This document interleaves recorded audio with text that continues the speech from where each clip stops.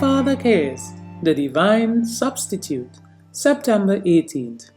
For he had made him to be sin for us, who knew no sin, that we might be made the righteousness of God in him.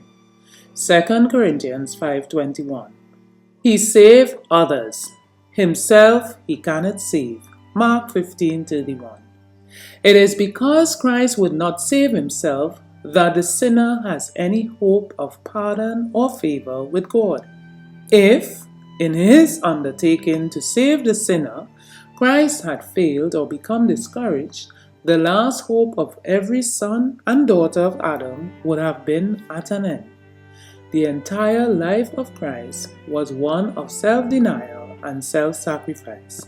And the reason that there are so few stalwart Christians is because of their self-indulgence and self-pleasing in the place of self-denial and self-sacrifice.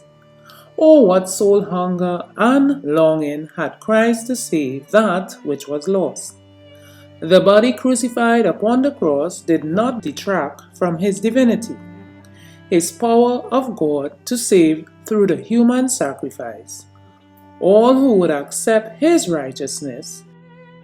In dying upon the cross, he transferred the guilt from the person of the transgressor to that of the divine substitute through faith in him as his personal redeemer. The sins of a guilty world, which in figure are represented as red as crimson, were imputed to the divine surety.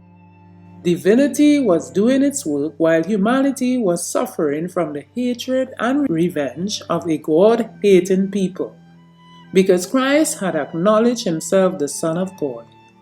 He alone could respond to the poor, suffering thief. He alone was free to undertake the suretyship of the guilty criminal. The dying Redeemer saw him to be far less guilty than the ones who had condemned him to death.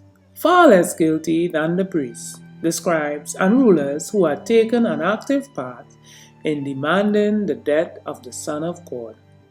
What a fate had that dying thief upon the cross!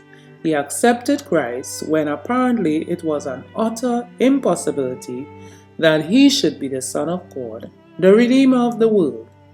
In the prayer of the poor thief, there was a note different from that which was sounding on every side. It was a note of faith, and it reached to Christ. The faith of the dying man in him was a sweetest music in the ears of Christ. The glad note of redemption and salvation was heard amid his dying agonies. God was glorified in and through his Son. This Day with God 236 from Our Father Cares, page 273.